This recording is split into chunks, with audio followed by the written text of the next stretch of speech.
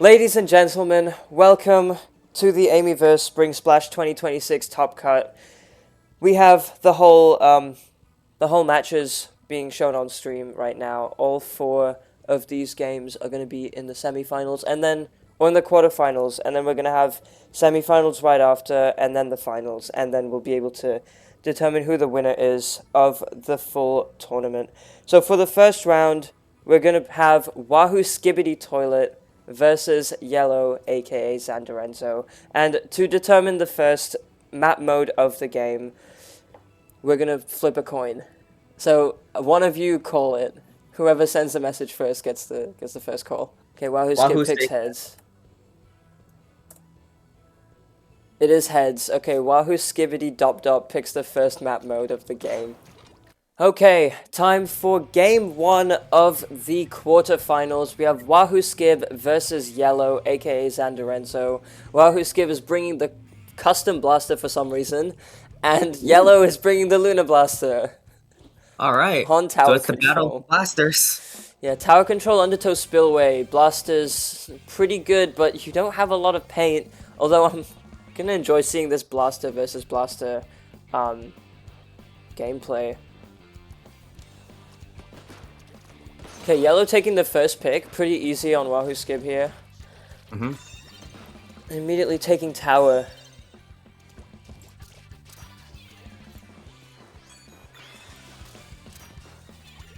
Let's see what Wahoo Skib can do against this. Probably wants to try and get a splashdown here, but doesn't have much of a way to contest that long range because, like, Xander has a fizzy bomb to shoot from further up, and the stamp can also be thrown. But Wahoo Skib only has a point sensor, which doesn't do any damage. We see a trade here.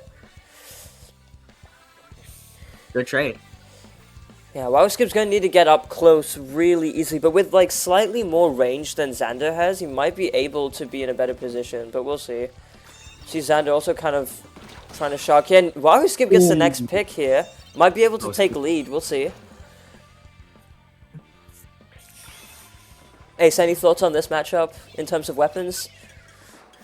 I don't really know. I mean, Luna Blaster has the hammer, so Yellow can just use the hammer. See, Wahoo Skib getting the next pick here. So this could be anybody's game. Yeah, taking the lead on Wahoo Skib's side. Point sensor, I don't know if it's super useful in a 1v1 since you typically know where your opponent's going to be at all times, but splashdown is quite useful. Xander's half, and then manages to... Wahoo Skib manages to get the pick on Xander here.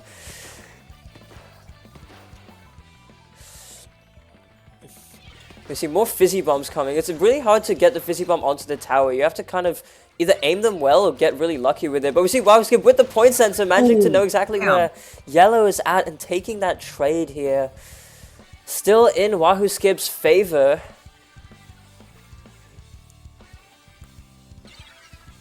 See Yellow taking the tower once again.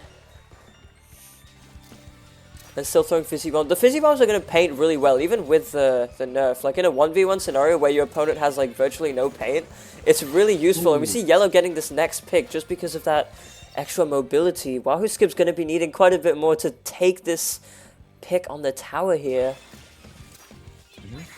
And we see the stamp coming out. It's going to be thrown probably. Wahoo Skib dodges it. Very good dodge from Wahoo Skib, but unfortunately gets taken out by Yellow once again. This is Wahoo Skib's final chance to take the tower. Let's see, what is Wahoo going to do? Wahoo Skib manages to take the pick here, taking the tower once again. Wahoo still has a chance here.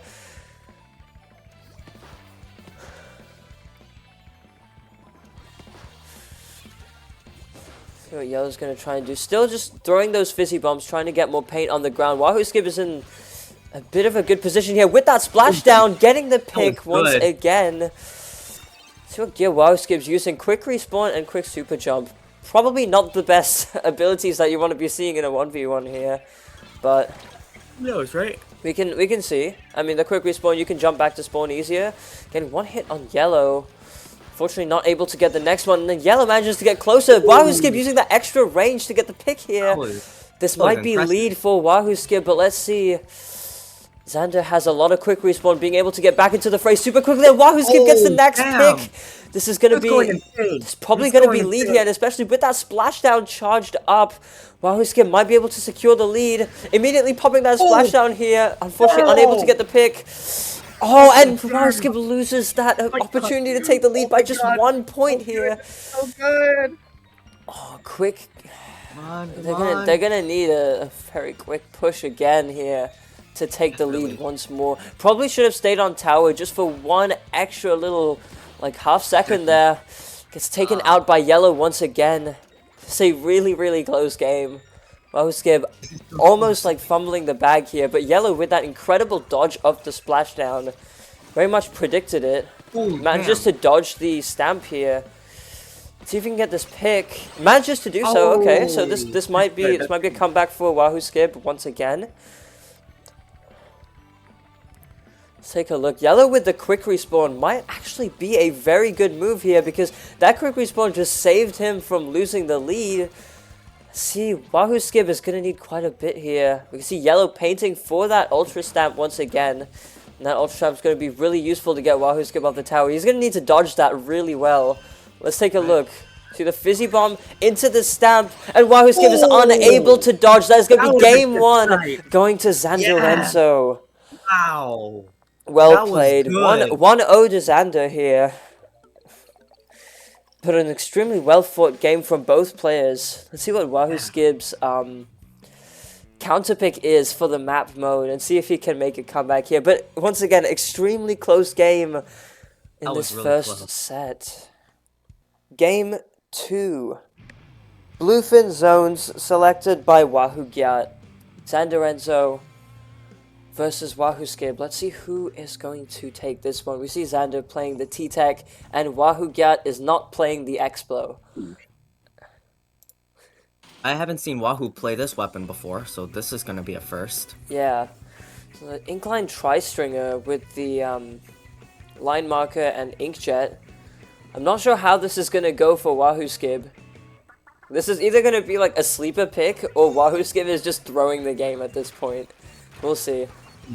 You see the strikes immediately coming out from Xander's side. Just immediately just trying to get the pressure on. But Wahoo Skip managed to chip Xander a little bit. Of course, now he's healed. Unable to get the pick with the Inkjet. Drop roller almost getting Wahoo Skip thrown into the water here. That was close. Yeah. Let's see what yellow's up to.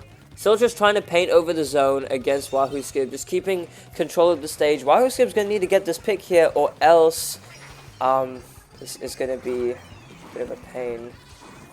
Right, it is an Incline Tri-Stringer. It's bulbs, isn't it? It is. It's the bulbs Tri-Stringer. Yeah.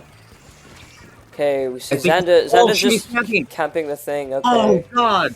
Now, good strat from yellow here, because camping that jump was probably the right move, especially considering with drop roller, Wahoo Skip had nowhere to go. If he used drop roller, he would have fallen into the water there, which, you know, not a very good idea. And we see yellow once again just ledge camping here. Wahoo Skip can't really get this pick without putting himself in a vulnerable spot, unless, of course, he shoots upwards. Oh, wait, no, this is a distraction. It's a huge distraction, and Wahoo Skip loses this next game. Game 2 going to Xander Renzo. Let's see what Wahoo Skip can cook up to take this reverse 3-0. That is unfortunate. It is a bright and eerie on Mincemeat Metalworks. We got Wahoo Skip on one side and yellow on the other. Wahoo Skip is holding the Tetras, which is Nick's weapons. And then we have yellow holding the paintbrush. Or ink brush, I guess. Yeah, I don't know let's see if Wahoo Skip will do Nick's weapon justice here. And we're playing Rainmaker on Mincemeat, which is very interesting for sure. Because there's two different checkpoints that you could go to, and usually the right side is better in almost every scenario. But in a 1v1 case, it's very possible that the left side can work, because technically if you get one pick, you can just walk along the grates and it would be a quicker line to the finish. As we see yellow taking the first pick of the game here and managing to go for the first checkpoint. Going for the right side here.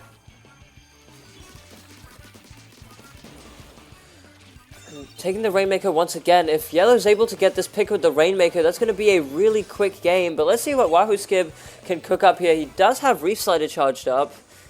We'll take a look and see if WildSkip's gonna be able to do this. So, I was gonna say Yellow is caught onto the fact that that WahooSkip has Reef Slider, so he didn't drop from that platform. But now this is gonna be a very easy Reef Slider for WahooSkip. Unfortunately, misses the Reef Slider, and Yellow manages to take this game 3 right before Wahoo gets him.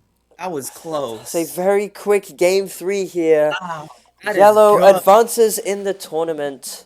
All right. A score of well, there's no scores anymore because now it's just elimination. So Yellow, aka Zandarenzo, moves on to the semifinals, and WahooSkip is out of the tournament. Well played set, well played run from WahooSkip, all things considered, and well played Zandarenzo in this set.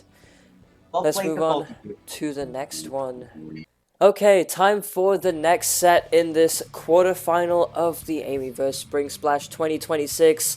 We have Ace versus Ginkgo playing Ramen Zones. Ace is playing his trusty Neo Splash-O-Matic, and Ginkgo playing the Foil Squeezer with that Auto Bomb and Splatter Color screen. We've seen the Neo Splash a lot in this tournament, and it is a tried and true pick. Very good paint, very quick kill time, or quick enough. And that Suction Bomb is also very good for painting and poking at a longer distance. We haven't seen the Foil Squeezer at all, and Screen can be a very interesting pick for a 1v1. And Auto Bomb as well, being able to get location on your enemy is really good. However, it is quite a difficult weapon to play. Let's see who's going to be able to take this first game. And we see Ace going down immediately to the Auto Bomb plus the Screen here. And Ginkgo, taking the first pick of the game, is now able to establish a lock. Now, Ace is going to need to charge up those Ink Strikes to try and take back the zone here. Managing to get those Ink Strikes. So all of them going on the zone as expected here. Ginkgo just deciding to push forward and manages to get the next pick on Ace here. Ginkgo seems to be really good at the Squeezer. We can see the lock going even further. Screen is also charged up. Ace is once again going to need to try and find another way into the zone, either through strikes going through Ginkgo here, or he can try and go around. We can see him trying to do a combination of both here, getting those strikes charged up, just popping them all on zone. Manages to contest it. Let's see if he can get this pick on Ginkgo here, as Ginkgo tries to run away, loses the zone to Ace. Those Auto Bombs are going to apply a little bit of pressure for Ace here. Of course, he can just swerve around them with the fast mobility of the Neo Splash. Let's take a look. No one really going in for the pick just yet. We see the Screen coming out here. Ace just still trying to hold the zone in the meantime. Let's see if he's going to go through the Screen or around it. Probably going to try and go around. And manages to get the trade on Ginkgo here. This is still at somewhat of an advantage for Ace, because if he can respawn in quicker and paint the zone, there's not going to be any penalty for him here. But if Ginkgo respawns quicker and gets the zone, it's going to be a pretty big penalty for Ace. Let's see who's going to get this next pick. Both of them respawning into the zone semi-quickly here. And Ace just trying to poke with the bombs, just focusing on getting the pick and not really the zone here. Using those strikes to cap the zone. Ginkgo's going to need to try and get the pick before Ace takes the lead here. Manages to get 2 shots on Ace. And Ace just kind of swerving left and right here. Just trying to hold the zone to take the lead. Manages to get it. But we're going to need to see a pick here if someone wants to take the zone. We see Ginkgo going for the zone. Manages to cap it. And just trying to go behind on Ace's side of the field here. Ace manages to take the zone once again. This back and forth is really good. We see the strikes coming out, just kind of keeping the zone under control here. And Ace with the Suction Bomb, taking Ginkgo out of that area. Screen coming out once again. Still no picks just yet. No one's able to get any hits on them because they're both playing pretty passively for the zone. Ace manages to go in aggressive and takes the pick. And is able to keep this zone for even longer. Let's see how much of a lock Ace is going to be able to establish. And we see him not exactly trying to go and spawn lock Ginkgo here, but mostly just trying to defend this zone and keep it in his control here. Only 10 ticks remaining for Ace. Ginkgo's going to need a pretty big push to take the zone, but unfortunately that is going to be game 1. Going to Ace, Ginkgo unable to break through the lock here, and with those strikes just sealing up the game. That is going to be the first victory going to Ace, and only needs 2 more to take this set. Okay, it's time for game 2. We're playing tower control on Urchin Underpass. Once again, Ace and Ginkgo in the second game of the quarterfinals of the Spring Splash. Both of these players have come a long way to even get here in the top cut. And both of them were about to bubble out, actually, but they managed to make it in nonetheless. We see Ginkgo picking the Vanilla Blaster here. Very interesting pick for a 1v1, considering you don't have that much paint on the ground. Although the Blaster is relatively quickly for the is a relatively quick weapon for the Blaster class, having less end lag than most others. However, it doesn't have too much paint here. Thankfully, it does have really good kill power, as we do see Ginkgo taking that first pick on Ace here, and managing to get the tower to the first checkpoint here. You see, the auto bombs can be useful as well, but the bubbler is where this this kit really shines. Of course, Ace has ink strikes once he's able to charge them up to be able to just destroy that bubbler immediately. Of course, we see him just waiting out the bubbler and managing to get the pick on the tower here. And we see the strikes coming out a little bit late just to get a bit of control on the map here. And the counterplay for any blaster really is to just paint the stage, make sure that they cannot move around. And that's exactly what Ace is going to try and do as he pushes the tower here. You can see Ginkgo trying to get some AoE damage on the tower. Manages to get a bit, but unfortunately this ends in a trade. So he's going to be able to get to the tower first. We see Ginkgo running a little bit of quick respawn. Being able to respawn quicker, especially with a blaster on 1v1s, is not a bad idea. And we see them getting closer to the tower. Ace just gets on the tower immediately, but is found by Ginkgo. Ginkgo unfortunately missing way too many shots. And Ace takes the tower here. Let's see if he is going to be able to get lead. Of course, that quick respawn is in effect from Ginkgo's side. Ace just waiting out Ginkgo's respawn and waiting for him to come back in order to pop those strikes and stop her from taking the tower here. We see more AoE damage coming out, and Ace just immediately rushing in. Once again, Blaster counterplay, just getting in their face and shooting them while they're unable to hit indirects. It's going to be a very easy pick for Ace here. Ace has played against Blasters one too many times in 8-player turf, so he knows exactly how to play against them. And we see a trade happening here. Unfortunately, unable to get this checkpoint here on Ace's side. But let's take a look, because Ginkgo can use this trade here to take the tower back. Let's just see how far they can go. A lot of the stage is painted in yellow here. Ace is definitely still in the driver's seat, and being able to go around here is beneficial, but unfortunately Ginkgo manages to take this pick on Ace with 2 indirect shots. Let's take a look, because Ace might have been in a winning position at first, but now with that bubbler charged up and with no strikes on Ace's side just yet, things are going to be a bit dicey. We see Ace immediately going in and taking the pick, once again getting in the face of the blaster. Very, very good counterplay here from Ace, and painting the stage once again, getting more map control and charging up those strikes. And we can see he's going to try and hold these strikes and wait for Ginkgo to get back into position in order to pop them and stop Ginkgo from taking it. And we see the strikes managing to get the pick on Ginkgo once again. Let's see if Ace is going to be able to take this checkpoint here, but Ginkgo respawning quickly with that quick respawn ability and trying to get some indirect shots on Ace, and manages to do so. Ace taking a little bit too long to initiate combat against Ginkgo here. It's unfortunately going to cost him the tower. And with a minute 30 left on the clock, Ginkgo is going to need to pull some strings to try and get this next pick to take the tower all the way to the checkpoint. Let's take a look here. Ace once again pressuring a bit more with that suction bomb, and a couple indirects coming from Ginkgo's side. Missing too many, unfortunately. Not able to get the pick quite yet. Let's see if she's going to be able to take it, though. We see Ace going in once again. Ginkgo hitting far too many sparks here, but manages to get the pick on Ace with a very good direct shot. 1 minute left on the clock. Let's see. Once again, we see a bubbler charged up on Ginkgo's side with no strikes for Ace here. But unfortunately, Ginkgo pops this bubble a little bit too late, and Ace manages to go in and take the pick once more.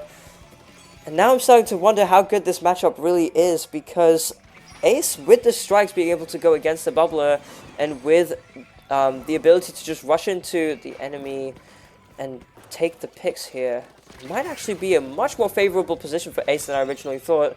Although we see Ginkgo here managing to take this direct shot with 15 seconds left on the clock. This is Ginkgo's final chance to take the lead.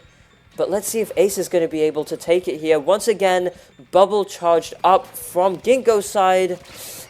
And we see Ace taking the final pick on the tower here. That is going to be game 2 going to Ace. Ace is up 2 wins to 0 here. Ginkgo is going to need to perform a reverse 3-0 sweep in order to take this set back. Let's see what they're going to be able to bring out. While Ace here is 1 win away from taking this set home and advancing into the top 4 of the Spring Splash. Alright, and it's time for game 3 of this semi-final set, or quarterfinal set. Ginkgo versus Ace once again. This time playing Splat Zones on Wahoo World. Ginkgo is picking the Nautilus 79.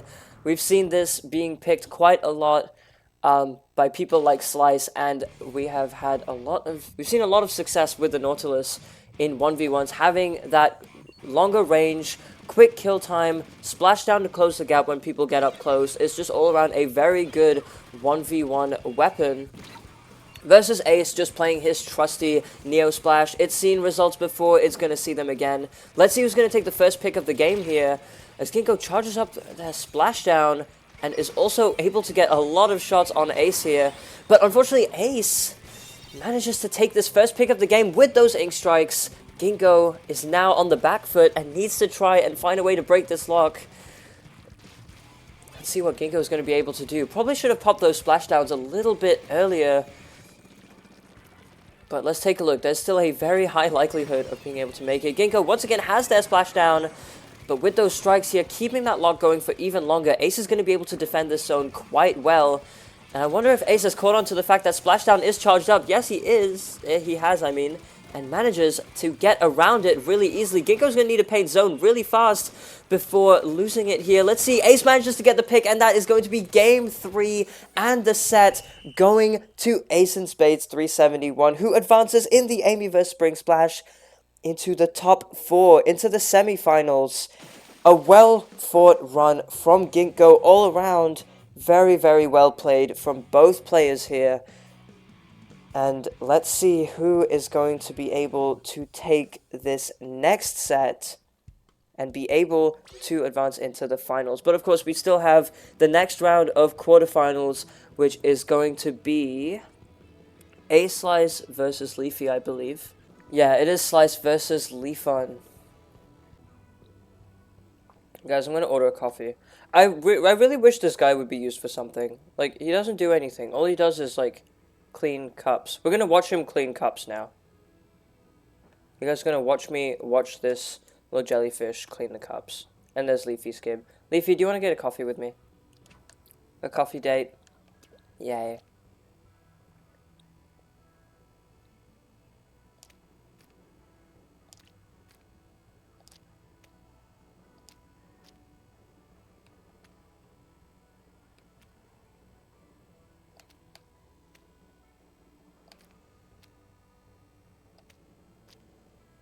Be right back, gotta take care of something.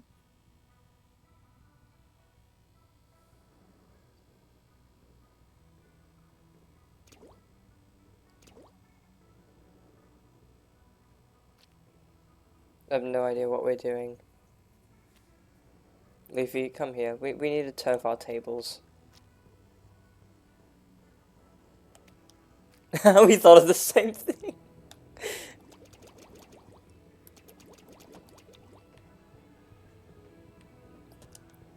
I love Leafy. Leafy, come here. Let's jump on the tables together.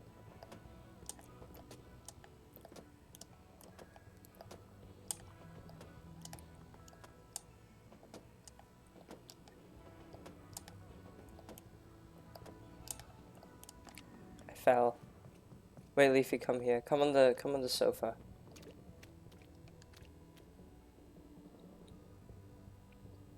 I'm gonna lie down on. Oh, I can lie down on the pillow like that. That's kind of cool.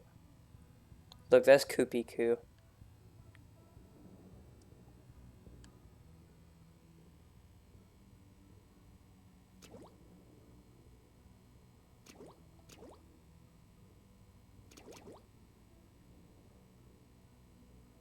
I'm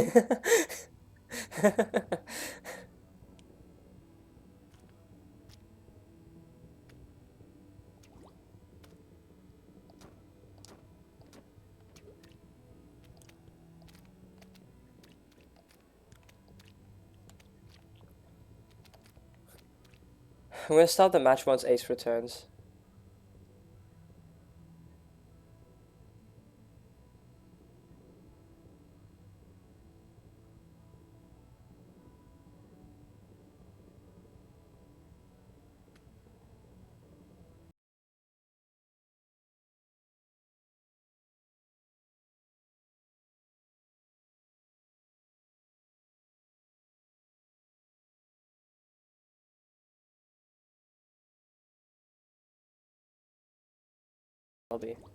This is sad. Oh, there's another sofa here. Can you go behind this one? You cannot. The gap is too small. Wait, Leafy, look, I'm where I belong.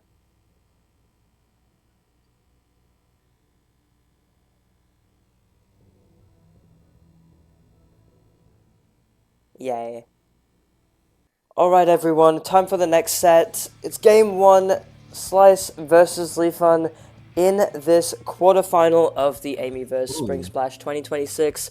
Slice is bringing the Frozen Splattershot Pro, and Leafy, of course, is bringing the Wellstring V. That very good object damage on the Rainmaker that we've been seeing all week is finally going to culminate into this one game in Top Cut. Maybe not this one game, but all the games in Top Cut that are going to be on Rainmaker. We see Slice trying to go on the bottom here, just trying to go for a first, like, flank here. And managing to get the pick on Leafun.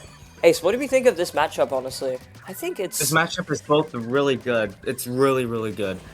I mean, you got Slice, who is also really good at playing any kind of mode, in my opinion, because she kind of... Is she a coach? I don't really know for sure, but she could be a coach. And then you got Leafun with his 10-star freaking 10-star freaking Wellstring. Yeah, we see the missed stamp throw here. Slice managing to get the first checkpoint. And Leafun not able to get the pick just yet here. Slice just kind of going around, trying to avoid the shots, but also trying to get the pick here. And we see Slice managing to take the next pick on Leafun here.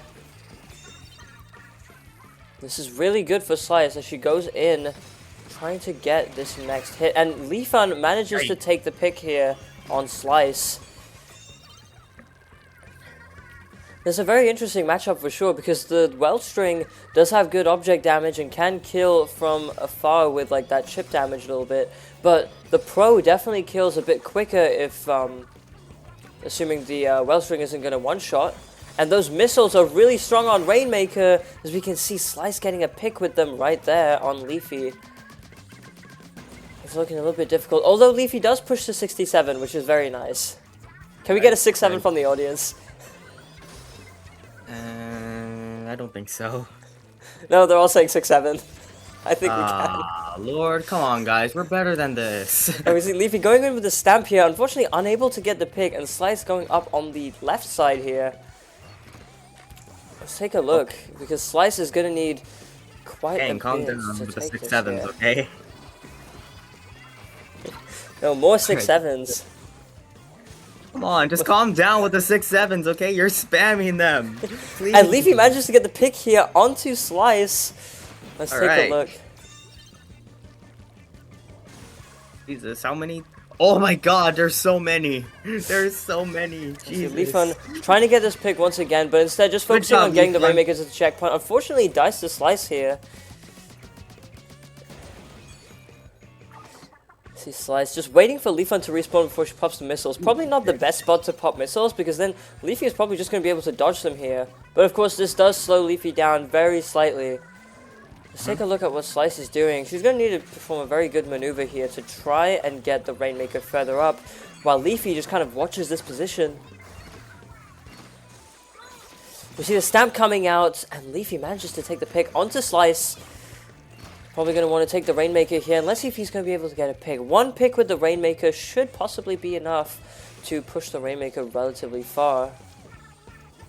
Unfortunately, misses the jump here. That's gonna cost Leafy quite a bit of time. Let's see. Slice still waiting for Leafy to kind of push up here. Ooh, he almost Leafy went through the still going rail. on the right side, on the left side here. Ooh. Leafy trying to get this pick with the Rainmaker, still pushing the Rainmaker up. We see the missiles coming out from Right. Slice. This is not looking good for Oh, Leafy jeez. with that Oh, displacement God, that here, was and good. Leafy That goes was close. down.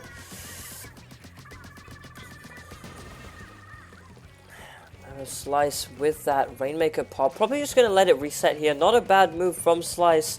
Leafy's going to need to try and get a pick here.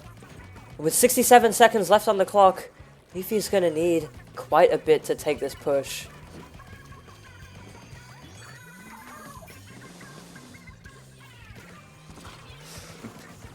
So Leafy trying to go in for the Rainmaker here, and we see the stab getting the pick with the bait here.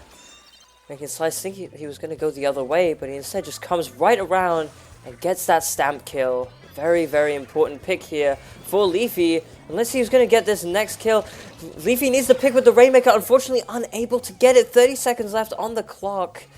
And Slice is currently in the driver's seat here. Let's see if she's going to be able to hold this position for quite a while. But let's take a look, because Slice is currently a very big advantage. Leafy's going to need to get quite a couple picks here. We see Leafy just rushing in for it. Probably not the best idea, because Slice has that range.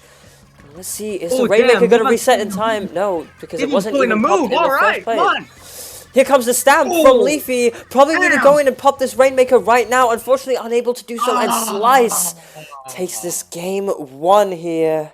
Leafy kind of confused on whether or not he wanted to get the Rainmaker or get the pick. Decides to go for neither of them, kind of deciding and confused between which one he should go for, and that ends up costing him the game. Yeah. Slice going up in this set, 1 win, 0 losses. Okay. Alright, time for game 2, Slice versus Leafon. Slice is currently 1-0 in this set. Leafon has picked Rainmaker on a Robo Ramen, and we're probably going to see the same weapons here from both players. Yes, we do. Let's see who's going to take this next game. Of course, Leafy lost the previous one, but Rainmaker is his mode. So let's take a look and see what he can do to take this win. Alright. With Leafy getting a little bit of quick damage on the Rainmaker here, and Slice going below, trying to get his easy pick. Leafy doesn't know, and Leafy gets taken out by Slice here. Very good maneuver from Slice. You can see her popping this Rainmaker, and we'll see if she wants to get the pick or just a checkpoint here. She's going to grab the Rainmaker and just immediately make a break for the checkpoint. Popping those missiles to keep the pressure going for a little bit more. But Leafy, Leafy goes down to the missiles because he was trying to get the pop on the Rainmaker here. This was probably a bit of a misplay, but let's take a look and see if Leafy can take this pick here. It's going to be very important, because if Leafy misses, this is going to be game-ending. And we see him miss the stamp throw, and unfortunately unable to get the pick in time on Slice. That is going to be game 2 going to Slice. That was good. Pretty sloppy game from Leafy there, unfortunately. But Slice is going to move up in the set 2-0. Leafy's going to need a 3-0 sweep in order to take this set here. Well, Slice is only 1 win away from advancing to the top 4 of the Spring Splash. Alright everyone, it's time for game 3. Once again, Slice versus Leafy in this quarterfinal of the Amyverse Spring Splash. We're seeing the same weapons on both sides, and this time we are on Manta Maria playing Rainmaker. Never mind, Leafon has decided to swap to the Octo Shot in here, even though Manta Maria is definitely his stage for the Weld String. Let's see how this is going to fare for Leafon. Of course, Octo Shot definitely has a good time into the pro, being able to kill quickly, being able to paint quite well, and Strikes being a good weapon, Strikes being a good special on Rainmaker is also very, very beneficial.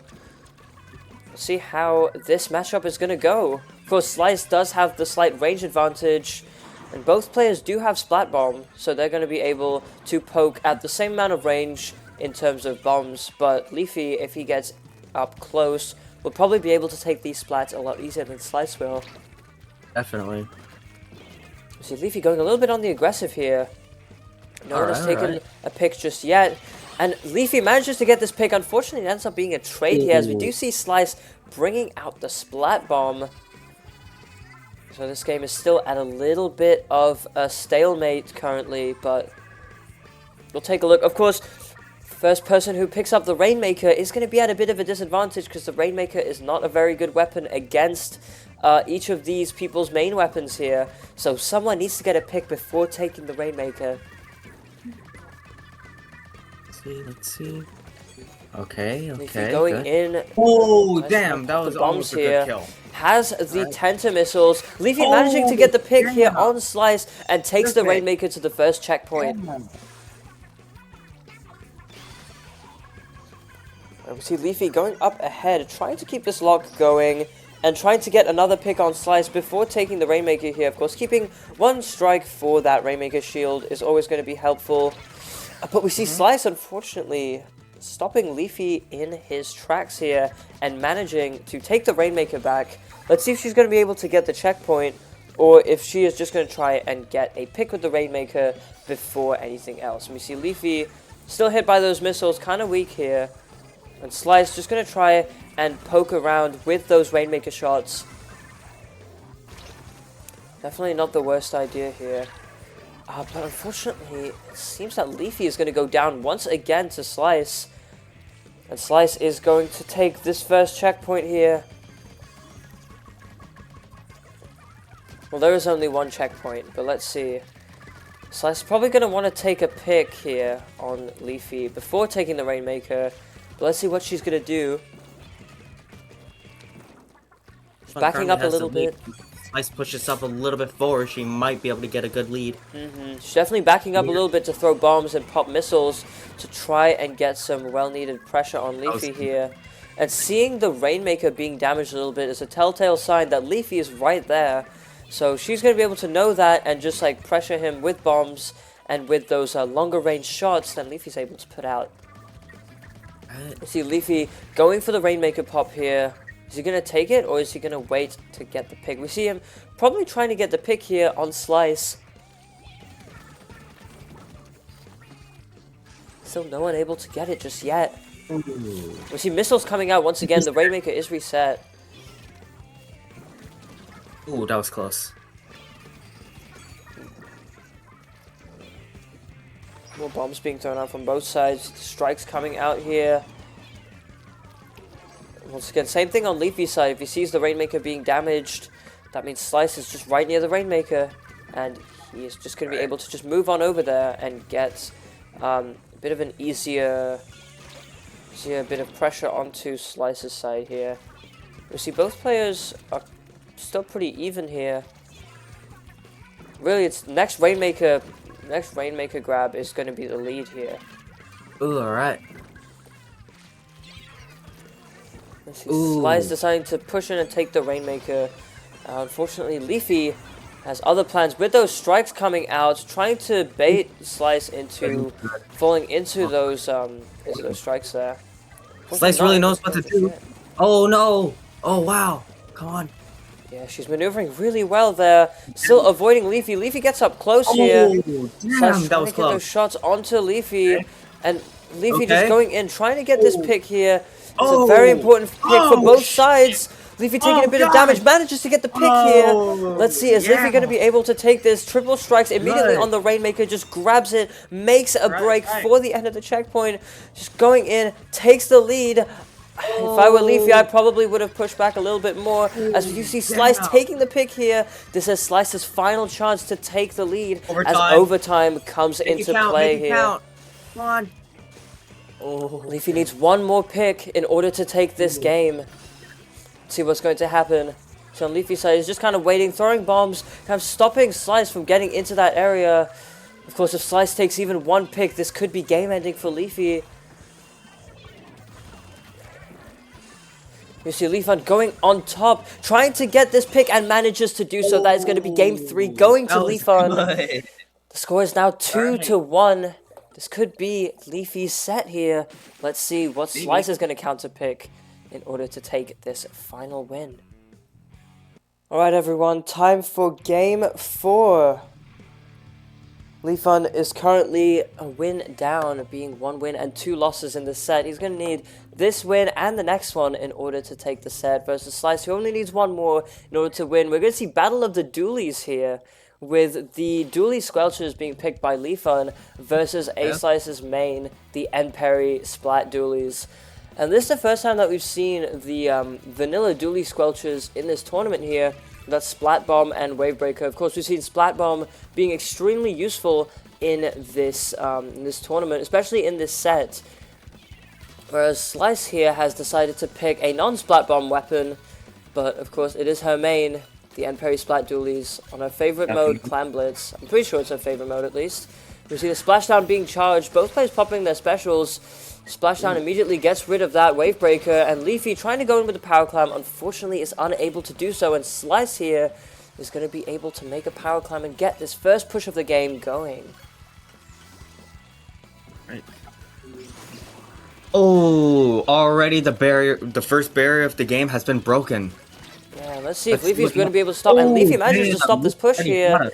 This is a pretty good spot for Leafy, as we do see him taking more clams and trying to go and make this next push happen, throwing this Power Clam in the basket here. Let's see, he only needs one more clam to take the lead, but of course, this lead is very volatile, as it is only the first Power Clam of the game here. Though we do see Leafy wanting to get this lead either way, managing to take this first clam into the basket. Nobody getting a pick just yet, and Leafy's still being really evasive. Slice is just kind of going to ignore Leafy and go for Leafy's basket here. What is Leafy going to do? Jump back? Or maybe just try and swim back normally? Let's see. Leafy manages to get back in here. Throws a Splat Bomb. A-Slice pops a Panic Splashdown. Let's see. She's going to need more clams to try and keep this push going. And is able to get these clams into the basket, but unfortunately Leafun here able to get that pity clam and rush it to the enemy basket. Let's see who's going to be able to keep the lead going. Of course, this back and forth on Clam Blitz. Oh, he missed on it. Oh, damn. Missing that clam is a pain. Really Manages to get the clam and back he gets it in. All right. And Slice takes him out. And Slice dies to the Wave Breaker here, as we do see. So, oh, wow, okay. Leafy unable to get the next couple clams in the basket to keep this lead going. But Slice, of course, is not able to get the next pity clam, so she's going to be at a little bit of a disadvantage here. That is, unless she can get this pick here onto Leafy. See, Slice still trying to hide here, trying to attack Leafy. Damn. Manages to get this pick. Very, very important one to get, of course. And she manages to get this Power Clam and rushes in for the enemy basket.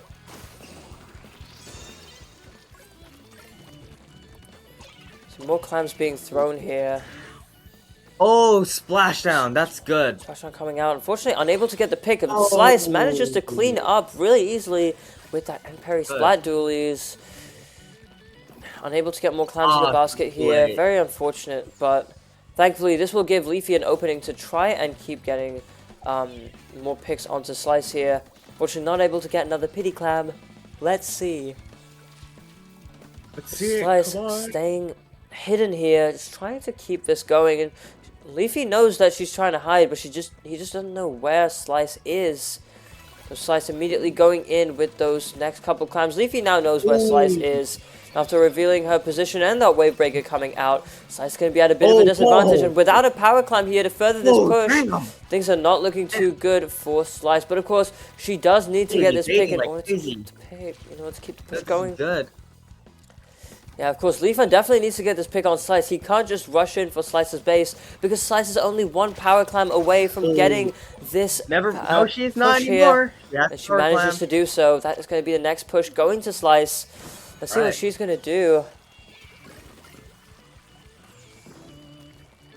Some more clams coming in. Leafy, fortunately, getting hit by the splashdown and going down once again. Oh, she was too late. Probably going to lose that Power Clam as well here. Things aren't looking too hot for Leafy. And it's gone. Well, let's take a look. There's still a very real likelihood of Leafy being able to make it in. Of course, Slice still throwing clams off the stage, trying to win this game. Let's see what Leafy is going to be able to do. Of course, once again, Leafy needs this pick very, very badly here. And Slice driving Leafy back into his own base, probably not the best idea, because now Leafy's going to be closer to his pity clam, goes in, grabs the pity clam, and now let's see if Leafy's going to be able to push in for the enemy basket.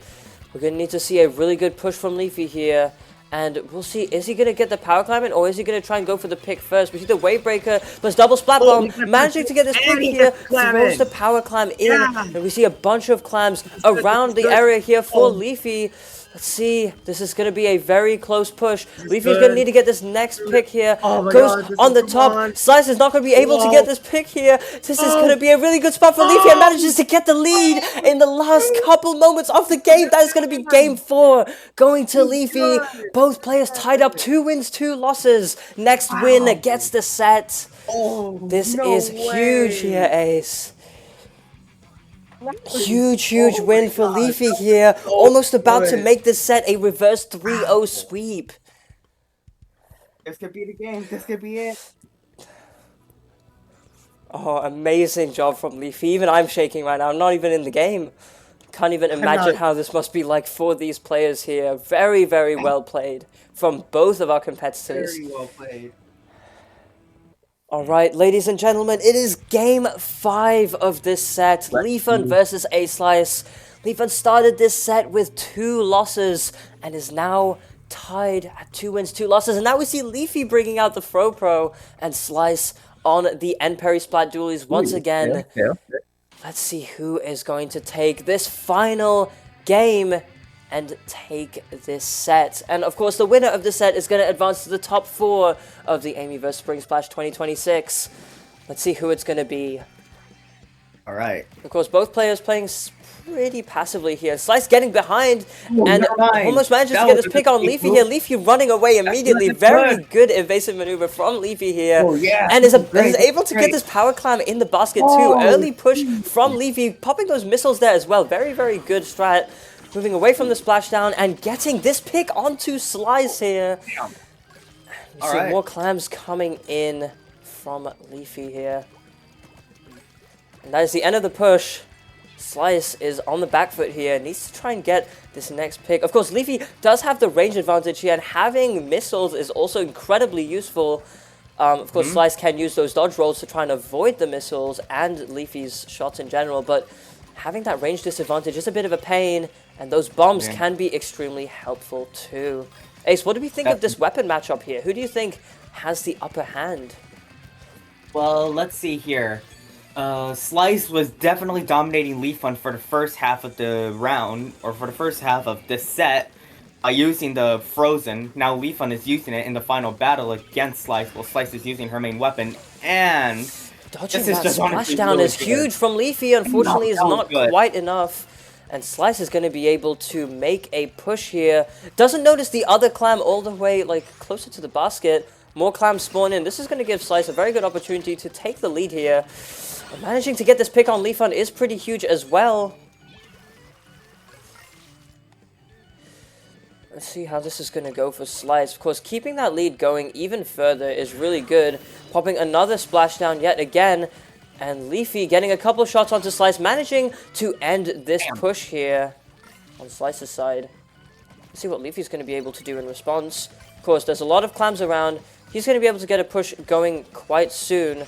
And we see him pushing the power clam into the basket here. Getting a couple shots on Slice. He pops missiles. 67 points on the board for Leafun here. And is able to get a trade. Unfortunately, that's not quite what he needs. 1 clam away from taking this lead here. That is going to be a pretty awkward scenario for both of our players. Of course, the next power clam for Leafy is going to take the lead here. But let's see if Slice can get hers in first. Of course, that's not going to be the lead. It's not even going to get any real points on the board. But she can push past her penalty. And most importantly, start a push in order to get more normal clams in the basket. Of course, Leafy here, going to need to take that pick early on Slice. Probably don't want to grab that last power clam. Yeah, that's a good idea. Just dropping the clam, keeping yourself at either 6 or 7 clams. Can we get a 6-7 from the audience? 6-7! Oh god, not again. Why? Let me see Slice right behind Leafy, trying to get this pick here. Leafun trying to evade the shot and trying to go a little bit further back to try and paint for another missile here. He really just needs to stop Slice from getting this push going. Let's take a look here as Jooskii Slice just spamming curling bombs, trying to paint a path for her to move in next time. And we see Leafy dropping the power climb, trying to not reveal his location. He's probably going to need to eventually. Losing that power climb is pretty bad here. And Slice is just going to be able to camp that power climb. Leafy loses it. And Slice just going in on the aggressive, trying to get this pick. Leafy uses splat bombs, trying to avoid this. Splashdown! Avoids the splashdown. Very, very good maneuver from Leafy here. And Slice is still doing her best to try and get this push going while getting a pick on Leafy. Manages to get into good position. Leafy here is kind of on the back foot. We see this bomb coming out. Leafy is really low. And Leafy manages to get a power climb into the basket before Slice manages to get one of her own. This is really bad for Slice because now Slice is going to have to go all the way back. Popping missiles from Leafy here and getting more climbs into the basket. Keeping the basket open for even longer. Unfortunately unable to get that third shot onto Slice though. Slice might be able to take back this position here, but let's see what Leafy can do. We have the splashdown charged up and everything. Leafy here being able to get back in the fray. Stopping this push here. Slice is going to have to go back for more clams, but I don't think she wants to approach Leafy. Oh, never mind, she does, and she goes in, takes the lead here with those 3 clams. That pick is very, very important for Slice to get, and now Leafy is kind of on the back foot here, as we do see him respawn. Overtime is going to proc for Leafy, but let's take a look, because Leafy is in not the best position. Bad splashdown from Slice here, and Leafy goes down once more. Is overtime going to be enough? Probably not. Definitely. Let's see, this is Leafy's final chance. If he's able to get this pick really quickly and rush into the enemy base, he might be able to do it, but unfortunately, it's just too much to ask for. Leafy rushing into the base, but unfortunately, it is just way too much to do at this point. Slice taking the set with 3 wins and 2 losses. An extremely close set from both players here. That one missed pick from Leafy at the end was all that Slice needed to take this lead and win the game. Very well played from both players here. Slice is going to be moving up to the top 4 in the Amyverse Spring Splash. Alright, time for the next set in this quarterfinal of the Amyverse Spring Splash. This is the final quarterfinal set, so let's take a look at who is going to win. We have Pupinen, aka Pixel, playing the .52 gal as always, and Alan playing the trusty Dreadringer on the other side. Both players playing very, very, very disgusting weapons. The 52 is horrible, having that extremely fast kill time with the 2-shot and being able to paint extremely well for a weapon that's supposed to just be good at fighting, versus Alan that has good long-range damage, long-range paint, AoE, being able to hit over ledges, and a suction bomb and reef slider to boot. Let's see which one of these degenerate weapon players are going to be taking this first game.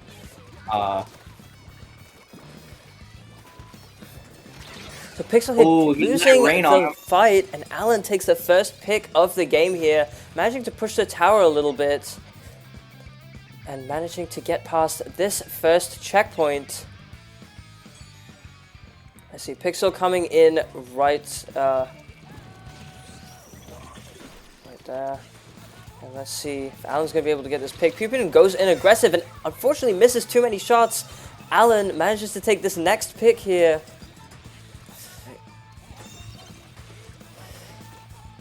Let's see, what can Pixel do next? So probably wants to use that wall, but unfortunately the wall is not enough because it comes out too slow. And Alan gets the next pick onto Pixel here. This is close. Yeah, things are not looking good for Pixel at all. Pixel needs to get a pick right now in order to take this win. And with a reef slider charged up from Alan, that is going to be game 1 going to Cat Allen. Very quick game there.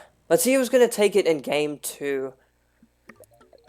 Alright, it's time for game 2. We're playing Splat Zones on Barnacle and Dime. Once again, Cat Allen on one side, playing the disgusting Dreadringer, versus Pupinen on the .52 gal.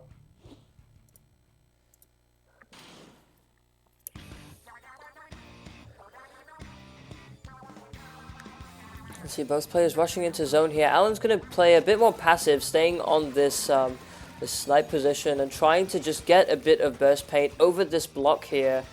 Pixel taking a hit, not too good, but in order for Pixel to take this pick, they're going to need to go up really close and aggressive. Unfortunately, Alan here just stops Pixel in their tracks and manages to take the first pick of this game too.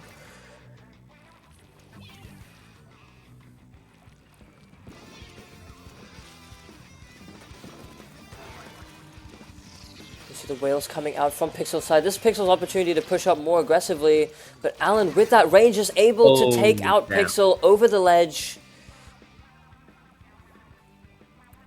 Alan just kind of waiting over here for Pupinen to come back into position. Let's take a look. Let's see if he's going to be able to get this next pick. We see the wall coming out. Alan can slosh over the wall, but this will make it slightly harder to get picks. See the Reef Slider coming out. Pupinen manages to avoid it and takes out Alan in the last couple moments of the zone ticks and manages to take this lead, or take the cap on the zone. Let's see if they're going to be able to take the lead here. We see the whales coming out once again, trying to lock Alan out of the zone here. But Alan just waits out the zones and still just keeps on painting around, managing to get a couple of shots on Pupinen here and manages to get the final one. That was good. Alan taking back the zone and ticking down his penalty now. Woohoo.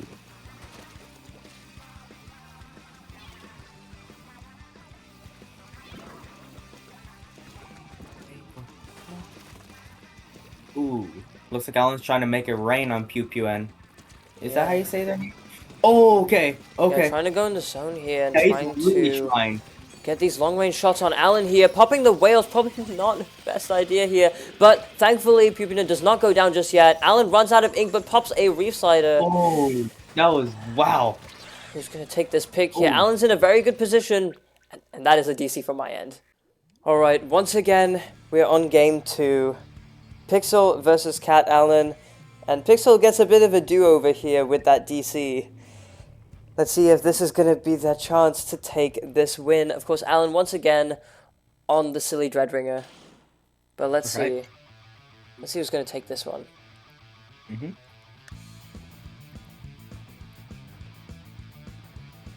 See Pixel going in aggressive with the wall, obviously wanting to establish this control of the map here before Alan gets the first pick, because if Alan gets...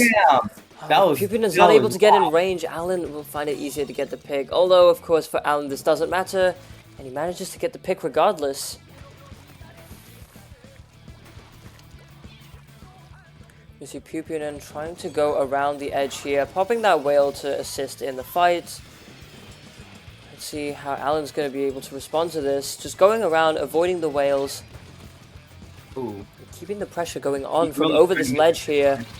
And managing to get the pick onto Pixel.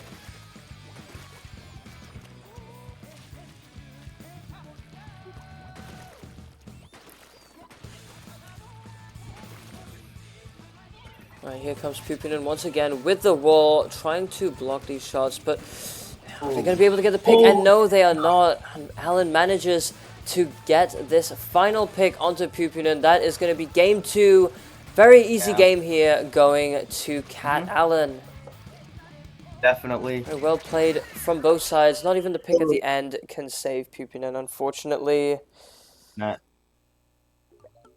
Yeah, so I think Pupinen is just very much outranged by the Dread here. This is a little bit difficult to deal with.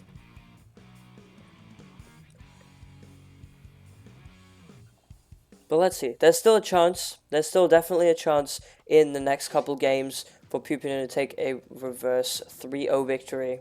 But let's take a look. Alright, time for game 3. We're playing Rainmaker on Robo Ramen. Once again, Cat Allen versus Pixel. Let's see who is going to be able to take this next game. This might be the final game. But Pixel is picking the Frozen Splattershot Pro in order to attempt to outrange the Dread and get more damage on them. Which is probably a good idea here. Let's see who's going to be able to take it. Okay. Let's see Pixel just painting up to get the Tenta missiles here. And Rainmaker is probably a good pick because now the Dread is going to lose their Dread the moment they pick up the Rainmaker. So it's probably a good idea. You gotta really fill up your tank for that to happen. And we do see Alan here trying to get the pop on the Rainmaker first. Ooh, he did. Managing to do so. Pixel needs to back up a bit in order to not get spotted by the Dreadringer here. And this ends up being a trade. Still at a stalemate here in this first game, or in this first part of the game.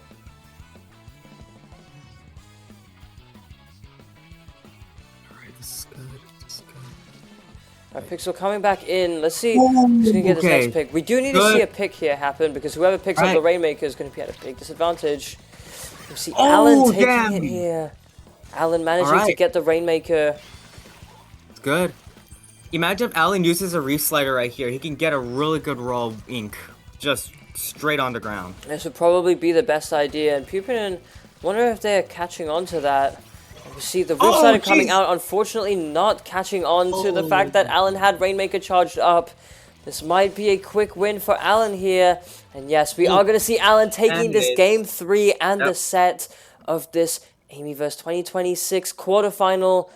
And that concludes the quarterfinals. That was the final game. And Alan moves up in the tournament to the top 4. Well played run from both players once again. Pupinen has fought a lot of really good players and won against a lot of really good players in order to get here. And Alan stops them. That's gonna be really good. Next set's gonna be really good for sure, because guess who Alan is going up against? Well, it's not Alan, but it's Zandorenzo that is going to be going up against you. No, I mean in his set, he's going to be going up against Slice. That's true. Alan still has to beat Slice, and Alan did lose to Slice in the Swiss portion of the tournament, so this could be quite difficult. Yeah. It's definitely going to be a rematch for sure. Alright everyone, welcome to the first round of the semifinals. We have Zandorenzo, aka Yellow, on one side versus Ace in Spades 371. Yellow is bringing out the Gold Dynamo Roller versus Ace's Neo Splash-O-Matic on Rainmaker on Urchin Underpass. So Dynamo is a very interesting pick for 1v1. Of course, you can get picks really easily with it, but you don't have a lot of mobility. You're not able to like move around and paint that well. But let's see. Because it definitely counters the shooter, the short-range shooter in this matchup here. So if Ace gets into Yellow's range, this would be a little bit difficult for him. And we see Yellow taking the first pick of the game over the Rainmaker checkpoint here, stopping Ace from taking this first check.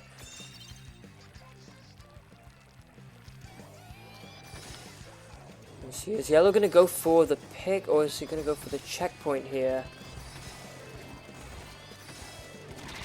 We do see him getting this pick here. Ace managing to rush in, but unfortunately is unable to get the kill on Xander just in time. And Xander takes the first checkpoint of the game now. So once again, popping the Rainmaker. He's probably just going to wait for Ace to drop or get into a decent position in order to take this next pick here.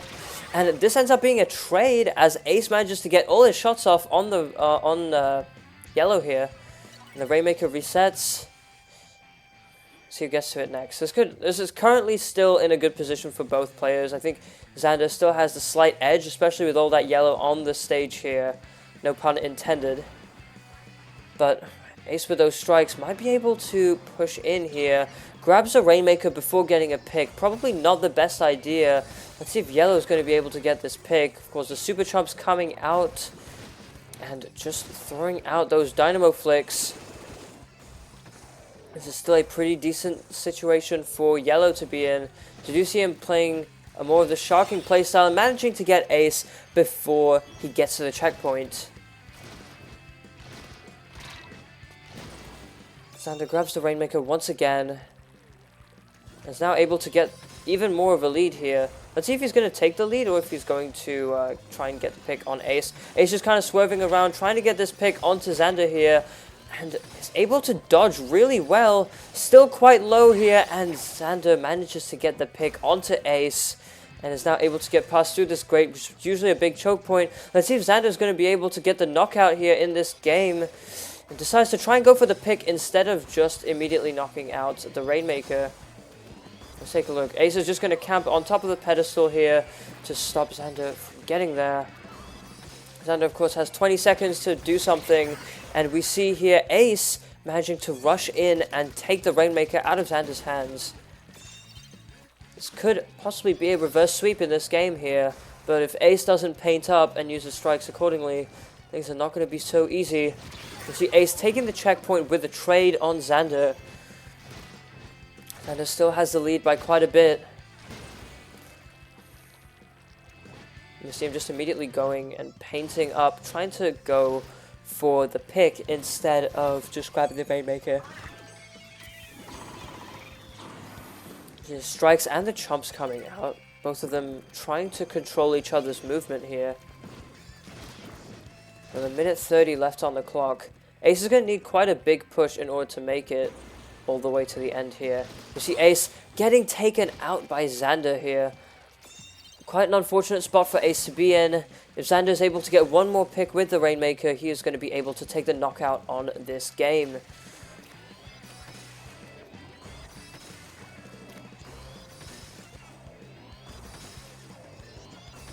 You see both players just kind of trying to duke it out here.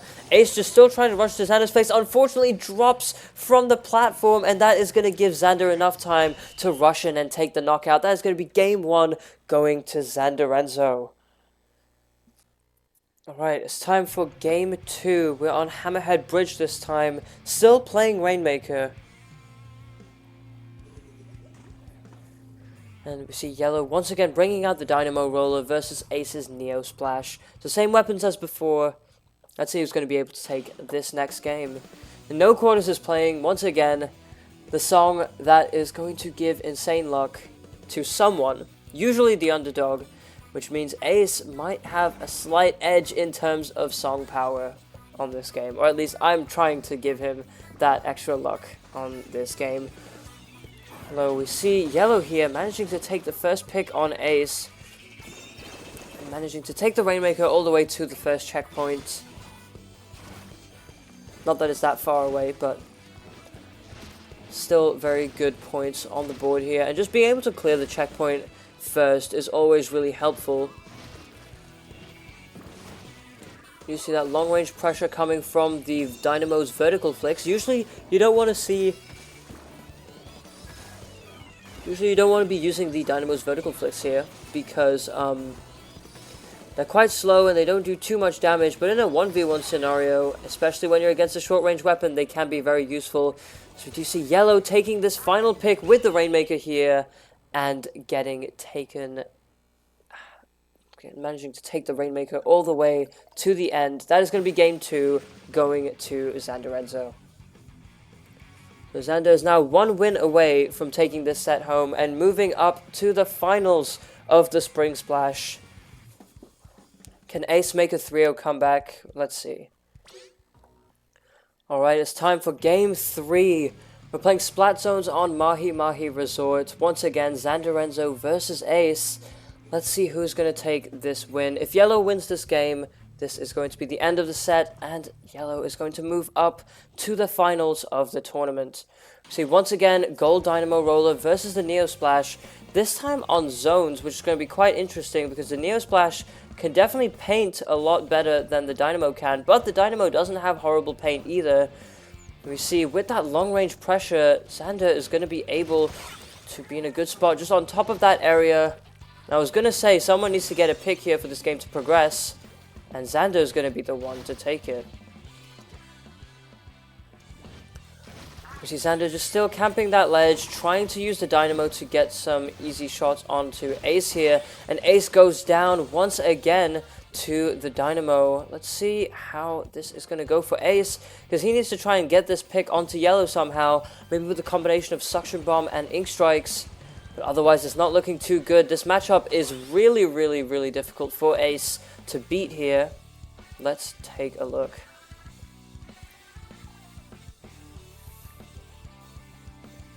And 35 ticks remaining. This is probably Ace's final chance, and rushing in immediately for the zone is definitely Ace's playstyle, but it's not going to work in a 1v1 against the Dynamo Roller. We see the strikes finally coming out, but unfortunately with that fall-off shot, that is going to be Zandorenzo taking the set and moving up to the finals of the Amyverse Spring Splash 2026. Good job, Zandorenzo. Very well played set from both players, and a very good run from Ace here. Getting cut short by Zandorenzo's incredible Dynamo Roller, but still incredibly well played at the same time. Okay, here we go. It is the second and final match of the semifinals. We have A-Slice versus Cat Allen, both on Rainmaker. On Museum D'Alfonsino, Slice is playing the Frozen Splattershot Pro versus Allen on the Dreadringer. So it's Rainmaker. Dread is going to have a little bit of a harder time on Rainmaker because once they pick up the Rainmaker, they're going to lose the Dread. Of course, we do see Allen here going in super aggressive and taking that first pick on Slice. Just immediately grabbing the Rainmaker and rushing for the checkpoint here. Slice is thankfully able to save the Rainmaker from hitting the checkpoint. That is very good for Slice here. Let's see how far she's going to be able to push this. Popping the missiles now, probably not the worst idea because once you grab the Rainmaker, you won't be able to use your missiles anymore. Just being able to control Allen's movement here a little bit is probably going to be the best idea. Of course, Allen's sloshing over that ledge there, and almost able to get this splat, and Allen manages to do so there. Just immediately stopping Slice from getting to the checkpoint. Allen grabs the Rainmaker once again. Slice is going to need quite a bit to take this back. Taking a bit of damage from the Rainmaker, unfortunately unable to get within range.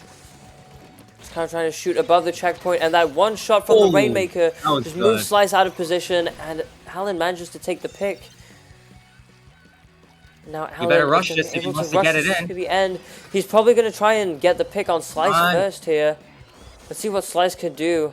Trying to go up, and unfortunately unable to do so. There's going to be game one going to Cat Allen. Alright, that's good. It is a beautiful day at Mincemeat Metalworks. We got A-Slice on one side and Cat Allen on the other. A-Slice has their trusty Frozen Splattershot Pro, and Allen has their main, which is the Dreadringer. Let's see which side wins this second game. Yeah, we're on Clam Blitz here. Both of these weapons seem a bit subpar for Clam Blitz, but both of them are pretty good at stopping pushes. Especially Allen is able to stop pushes really easily, but Slice is able to make them a lot easier. Being able to have that extra mobility as a shooter is really, really helpful. And we do see both players going in for the base. Let's see who gets it in first, and it seems like it's going to be Allen here getting that first power clam in the basket. Ooh.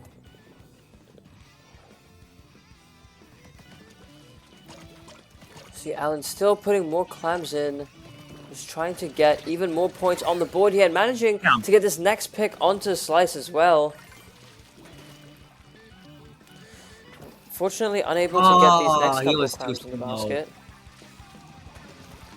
And here comes Slice back from the dead here. Let's see if she's going to be able to get this pick, because if she is, she's going to be able to make a push of her own. But she's definitely going to need the pick here. Otherwise it's not going to be easy. Imagine if he uses Reef Slider right now. Slice manages to drop down and take the pick onto Allen. And immediately makes a break for Allen's basket here. Just immediately popping those missiles to try and control Allen's movement. Missing the splat bomb a little bit, and that is going to be push ending for Slice here. Fortunately unable to get that power climb in the basket. She is going to lose it.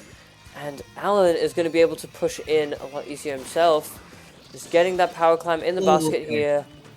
Getting one extra point on the board. And what's nice about this for Slice is that Slice is just going to be able to pick up her power climb. If she even remembers, she did not. She unfortunately misses out on that extra power climb here. Might be a strategic move to not reveal your location, but since Slice is kind of just going in and attacking anyway, this is probably just a misplay. And Allen goes in with that Reef Slider and the power clam, getting more clams in the basket here. This is not looking too good for Slice. Oh, not at all. And it doesn't look good for Alan considering he ran out of time. Ran out of time, but still got a lot of clams and a lot of points on the board here. Slice needs quite a bit in order to take back here. Let's see, it's still definitely possible.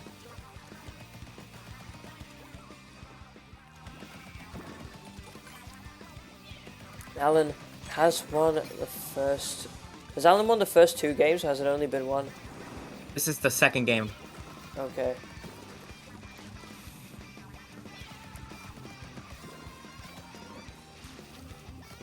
Well, what's Slice gonna do here? Slice can't really approach, because the Dreadringer is just gonna attack immediately after, unless she's able to get all her shots off really quickly. This is still very difficult. It's a very difficult position for Slice to be in. Let's see. Immediately gets the power clams in, but Alan is just going to try and block that area immediately. Let's see. Slice can't just go in immediately here, because if she gets taken out, even if she manages to get this power clam in, it's not going to be enough to take the lead. She's going to need a real push. And Alan's still just defending that one spot there. Things are looking very difficult for Slice. Let's see what Alan's going to try and do here. Dropping the power clam, not revealing his location, but still needing to pick it up again, because if he loses that power clam, he's not going to be able to make a push of his own. He manages to get the pick onto Slice here, however. Things are not looking very good for Slice, as Alan pushes back into the other side and gets 10 more points on the board, possibly more if he's able to get these clams in the basket. See another Reef Slider coming out from Alan here. And Alan wants to go for the push instead of throwing clams in the basket, regardless of whether or not Slice has dropped. But I think he catches on to the fact that Slice is going into the base, but Alan stops the push immediately. Things are looking really, really bad for Slice here, as Alan goes in with yet another power clam and gets it in the basket. Luckily, he has that aura to help speed up the process, right? Yeah, for sure. Going in power clam after power clam here from Alan. Slice is in a very, very bad position.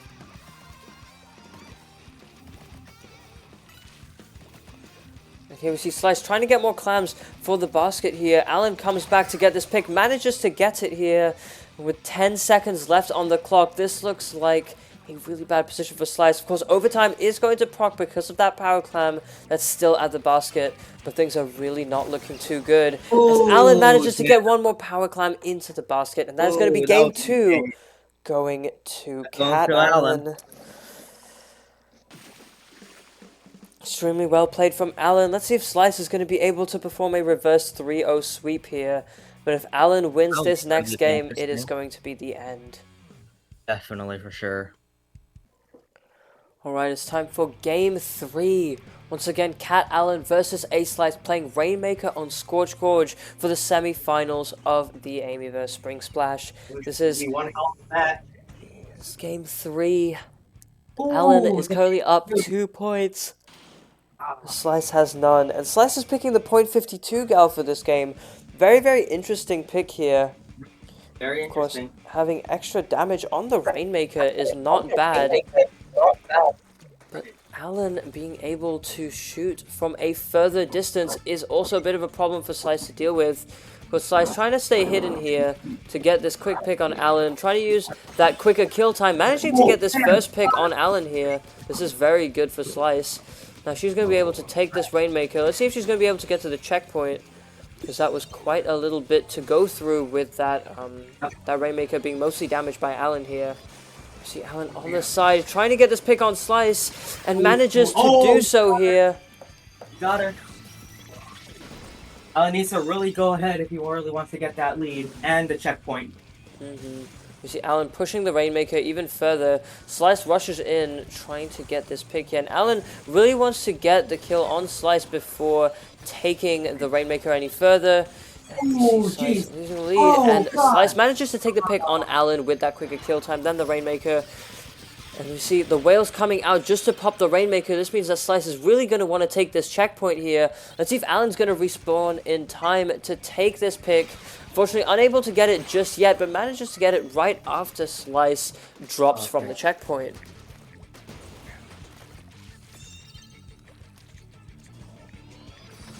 See See Alan pushing the Rainmaker even further.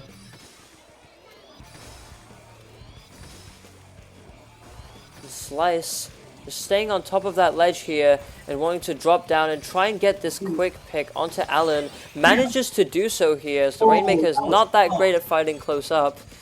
And with this pick, Slice is now going to be able to get even more points on the field, but with not enough ink, she's not able to pop the Rainmaker quite in time. Let's see, she's going to wait for Alan to respawn, probably. We're going to see Slice trying to get this pick here and going in from behind here.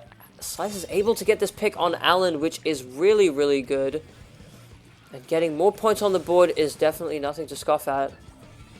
See if she's going to be able to take this next pick on Alan. Of course, rushing in, trying to get as many points as possible, pushes all the way to 20 before Alan takes this pick. Alright. See Alan popping the Rainmaker, probably just going to let it reset here. With 2 minutes and 30 seconds on the clock, Alan has ample time to try and make a reverse push here. Let's see what's going to happen. Ooh, okay. Ooh, set. Alright. She sliced both of them, just kind of shocking here. Nobody really knows where the other opponent is. We see the whales coming out from Slice as she tries to go in for this quick fight and get the jump on Alan here. We see Alan popping the Reef Slider, unfortunately unable to get damage onto Slice here. And that is going to be a trade from both sides. It's a very interesting position for both players. Alan still doesn't have that first checkpoint, and Slice has pushed all the way to 20. However, Alan is still able to take or to make a reverse push. Let's see what Slice is going to do in response here. Slice just kind of painting up, stopping Alan from getting up any closer. Alan gets a couple of shots on the ledge here onto Slice and trying to get that next pick onto Slice here. But Slice just goes around trying to evade Alan's shots, and Alan's still going for the pick. And then finally grabs the Rainmaker here as Slice leaves her checkpoint unprotected. And Alan manages to take this checkpoint here. We see the Reef Slider coming out, unfortunately unable to get any damage onto Slice here. 55 seconds left on the clock. This is Alan's shot to take the lead. Let's see Alan trying to get this pick here, sloshing over the Rainmaker pedestal. With the wall from Slice, she manages to get the pick onto Alan. This is going to be Alan's final shot, it seems, with 39 seconds remaining on the clock. This is close, this is close. Okay, Slice just kind of getting a bit of damage on the Rainmaker, not wanting to pop it fully, just kind of trying to buy time here. Alan needs to get the pick on Slice. If Slice is unable... if Alan is unable to get this pick onto Slice here, that is going to be the game going to a Slice. See Alan focusing mostly on the Rainmaker. With 10 seconds left on the clock, Alan's going to need to act fast. That Reef Slider not able to get too much damage on the Rainmaker here. And with 3 seconds left, Alan is going to lose this game, and the game 3 is going to go to a Slice. Alright, time for game 4 of the semi-final set. Alan versus a Slice, playing Splat Zones on Urchin Underpass. And Alan probably picked the stage in order to try and zone cheese, which is probably not a bad idea.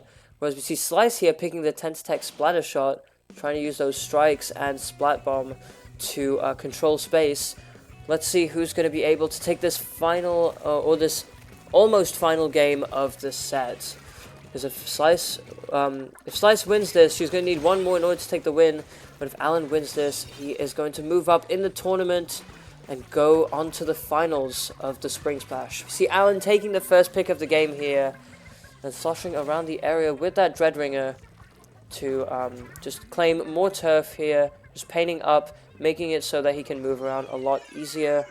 And we see Slice's strikes coming out, and Slice gets taken out by Alan's Reef Slider here. This is not looking too good for Slice, as Alan goes back to paint for zone and gets even more points on the board.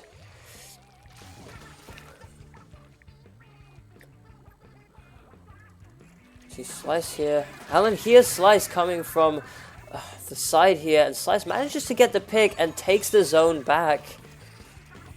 Let's see if she's going to be able to establish a lock here. You see Alan trying to get this pick here, and Slice going in aggressive and taking the pick with that quicker kill time, and Alan missing one too many shots here is going to be a bit devastating for him.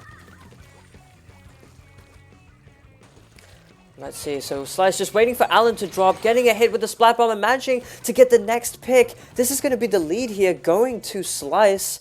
Let's see how much longer she can keep this lock going, because if she can keep it for the next 40 ticks or so, she is going to be able to take the lead. Alan going in from the side here, getting hit by the strikes. Here comes the Reef Slider. Bombs coming out, and Slice going in, trying to get the kill here. Alan probably wants to try and contest the zone at least. Next pick will probably determine where this game is going to go here. And Slice manages to get the pick on Alan and manages to take this game 4. We're going to a game 5, people, with Slice and Alan tied at 2 wins apiece. Let's see who's going to take the final game of this semi-final set and move on to the finals. Alright everyone, it's time for Game 5, the final game in this semi-final round. Once again, Alan versus A-Slice. Alan is probably still on the Dreadringer, picking Zone's Humpback, which is a pretty decent stage for Dreadringer here. Versus Slice playing, once again, the 10-stack splatter shot. It worked last game, hopefully it'll work this game too, but with all these ledges and curves on the stage, Alan is going to have a slight edge. We see Slice here trying to paint for the strikes to take the zone first, and this makes sense because this is probably her only real way to outrange the Dreadringer. Let's see how she's going to be able to do over here. Drops down, probably not in the best position here, and Alan is going in, trying to get this pick onto Slice. Alan hitting a couple more shots here. See who's going to take this pick, and Alan is going to be taking the first pick of the game, dropping the zone all the way down to 50 here. And Slice is on the back foot. She needs to take this next pick of the game in order to keep the game going for her. Let's see if she's going to be able to do so. See Slice trying to go around. There aren't that many paths you can take on this stage without Alan just being able to immediately take the zone right after. We can see the strikes coming in to try and contest the zone, and Alan takes the final pick. That is going to be the game and the set win for Alan. Good game from both players. An incredible run from A-Slice, and Alan moves on to the finals of the Spring Splash. We've got so many people in the chat here. Everyone's going to be ready to watch the finals of the Spring Splash here. It's going to be Alan versus Zandorenzo in the finals. Alright, ladies and gentlemen, welcome to the Amyverse Spring Splash 2026 finals. A best of 5 set, first to 3 wins, takes it all. We have Zandorenzo on the gold Dynamo Roller versus Alan on the Dreadringer. And we're starting things off with Splat Zones on Brine Water Springs. Of course, Splat Zones is a very good mode for Dreadringer, being able to paint around the block super easily. But Yellow with that gold Dynamo is going to be able to get some really easy picks. We'll see who is going to be able to get this first pick of the game. And it's going to be Yellow here, taking out Alan. Of course, Alan has quite a lot he can do against this Dynamo, because having that Suction Bomb to displace, the Reef Slider to go in and get quick kills, and of course more paint, more burst paint at least, than the Dynamo Roller, allows him to just move around really easily. But let's see who's going to be able to take this first game. You see Alan kind of on the back foot here, trying to paint up on this block, but he knows that he's going to need to get the pick on the Dynamo here. You see the Reef Slider coming out, Xander going behind the block and manages to get the pick. Alan does manage to cap the zone first though, which means that Xander is going to have a little bit of a penalty to go through. Let's see what Alan can do in response. Of course, he's going to need to get another Reef Slider here. Xander is forced to drop to defend himself here. You see Alan coming back in through here. Almost has that Reef Slider charged up now. And with the chumps from Xander's side, this might not be that easy for Alan to take. Xander manages to cap the zone once again and runs out of ink. Let's see where he's going to use this Reef Slider here. Going up on the block, managing to use the Reef Slider to hit a 70 here, but Yellow reverse KOs Alan like this.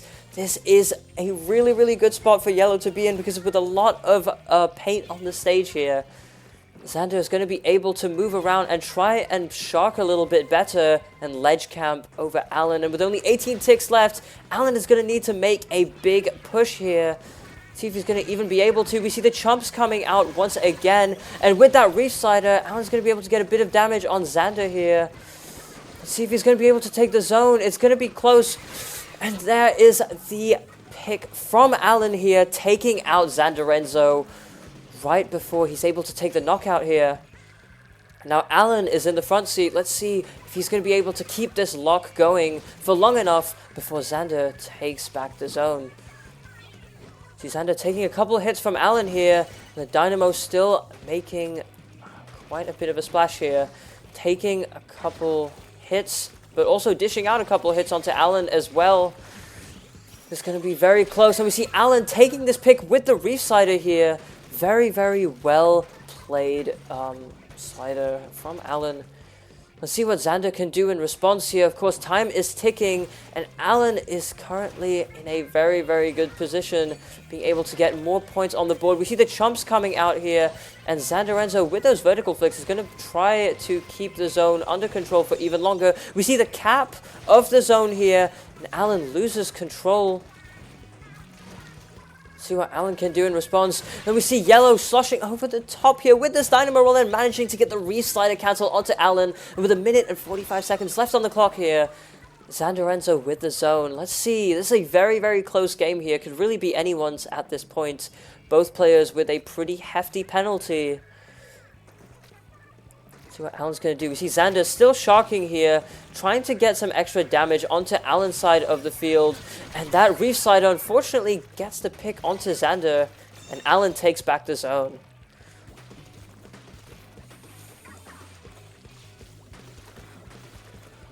Alan's still painting up, trying to get more map control here as Yellow starts respawning. There's a suction bomb here to try and stop Yellow from going in. We see Splat Bomb into the Super Chumps here to try and secure the zone a little bit more. Manages to get the pick on Alan here and secures the zone.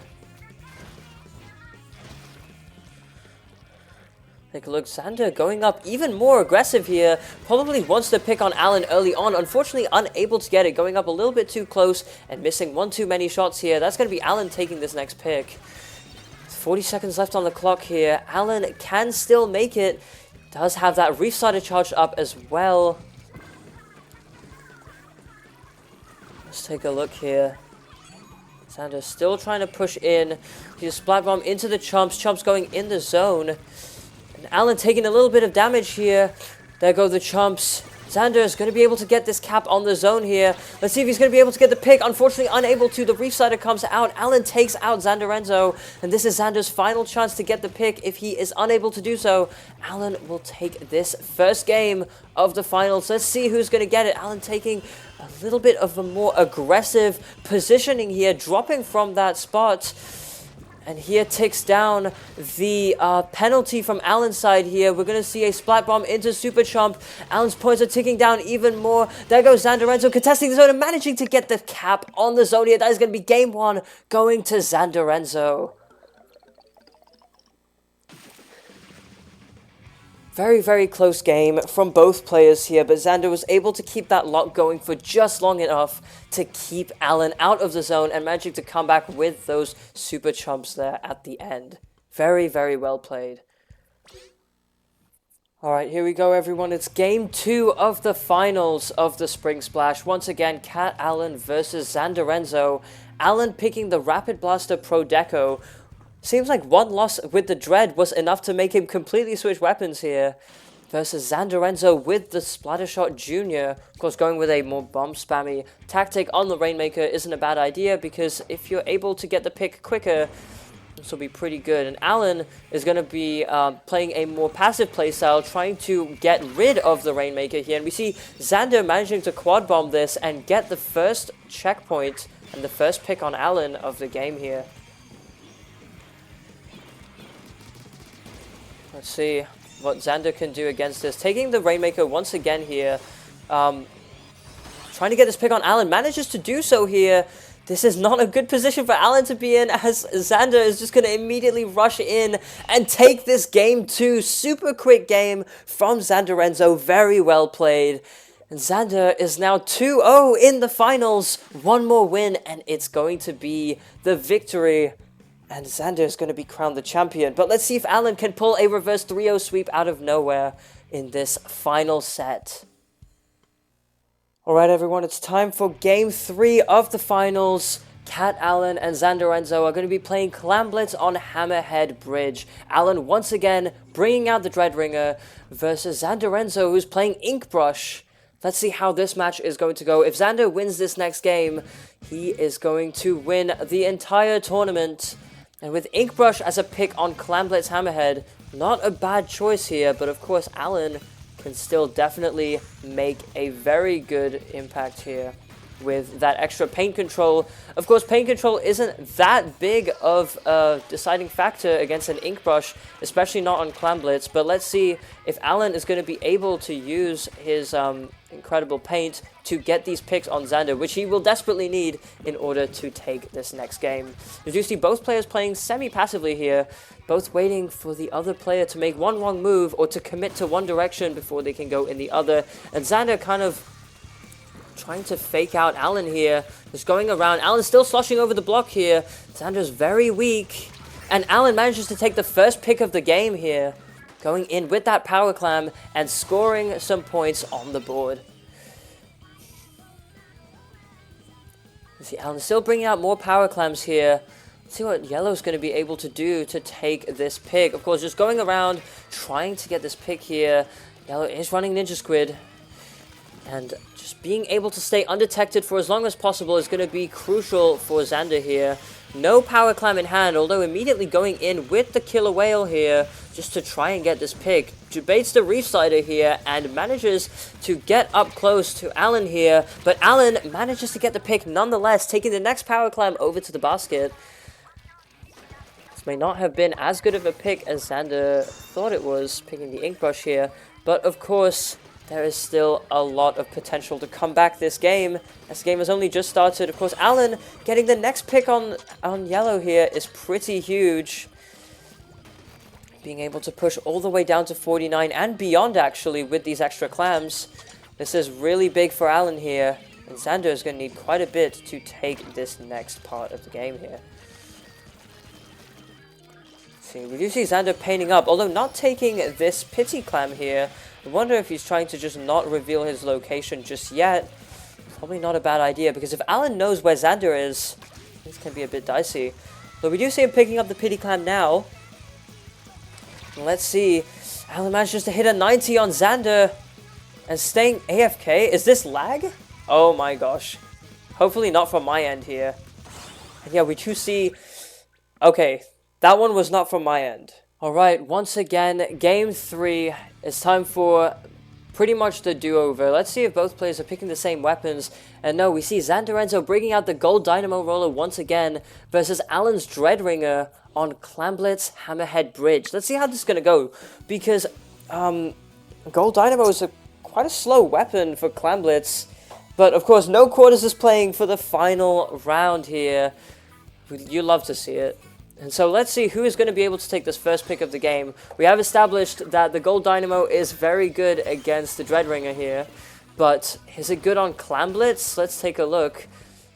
See the chumps coming out, and Xander is just going to poke at a longer range with those vertical flicks of the Dynamo Roller. Let's see what Alan's going to do. Alan does have the Reef Slider charged up here. He's probably going to try and go in with the Reef Slider, but not just yet, because he knows that Xander can just dodge it super easily.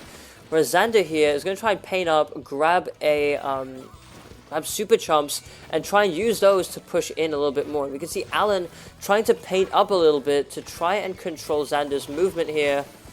You can see Xander kind of going in, trying to get this pick on Alan, managing to tap him a little bit, but unable to get the full pick here. Alan still has that Reef Slider charge. Let's see if we're going to see it right now. Not just yet. Alan's still holding it, trying to wait for Xander to get in a good spot to use that Reef Slider in. This looks like a pretty decent spot with Xander having no escape. However, Alan just doesn't pop the Reef Slider just yet here. Not sure if that's a misplay or not, but Alan needs to try and go in aggressive. Someone needs to push in a power clam here. And we see the super chump coming out from Xander Renzo. Someone's going to get a pick here, and it's going to be Alan with that Reef Slider coming in at just the right moment, able to get the power climb and push it over to Xanderenzo's basket. Let's see what Xander can do in response to this. Of course, Xander is going to do quite well with Alan not quite having Reef Slider charged up yet. Alan's just going to stay back and get the next power climb ready to get this next push. And we do see Xander taking the pick here with the vertical flick, which is very interesting to see. You usually don't see Dynamo players using their vertical flicks that much. And we see Xander getting in this power climb, popping the chumps, and trying to get this next pick on Alan. Let's see, manages to get a little hit on Alan here. Not able to get the next hit, and that is going to be another DC from Alan, possibly. He's standing still. Are we going to see a connection unstable into a DC? Yes, we are. Alright, third round of the third game. This is the third time we're doing this. But, once again, Yellow on 2 wins, Alan on 0. If Yellow wins this next game, he is going to be crowned the Spring Splash champion. And we see, once again, the same weapons as last game. Gold Dynamo versus Dreadringer. And same thing as before. We don't know how good Gold Dynamo is on Clam Blitz, and Xander is going to need quite a couple good picks here in order to make this work, because with not a lot of mobility and not a lot of paint, things are very dicey. And we see Alan here going in with the Reef Slider push and managing to get the pick on Xander. He's going to be able to get the first power climb in the basket here, which is very good. Now we see him going for another power clam, thinking that he's probably not going to be able to get more clams in the basket here. And Xander, catching on to this, is just going to play passive as well. And just try and paint up, try and go for his super chump here, just to get closer to Alan's basket. You see a super chump being used, and Alan popping that Reef Slider, thinking that Xander was going to go up a bit closer. Unfortunately, did not do so. And now Alan's in a pretty bad position, has to jump out here. Probably the best call. You see Xander picking up even more clams. Let's see what Alan can do to block this push coming in here. Xander doesn't quite have enough. Now he has a power clam, but still relatively far away. He is going to need to wait out this Reef Slider in order to make a push. Of course, Alan is in the lead still, so if they keep going forever, Alan is going to take this win. And Xander gets a little shot on Alan here, and with that Reef Slider, let's see if Alan can take this pick onto Xander. We see a trade here, both players going down and losing their power clams. Xander still has 1 power clam at the basket here, so he could grab this one and take it to Alan's basket, but seems like the best play here would just be to create a new one. And I see Xander already catching on to this and getting more clams and just trying to get more control of the stage here.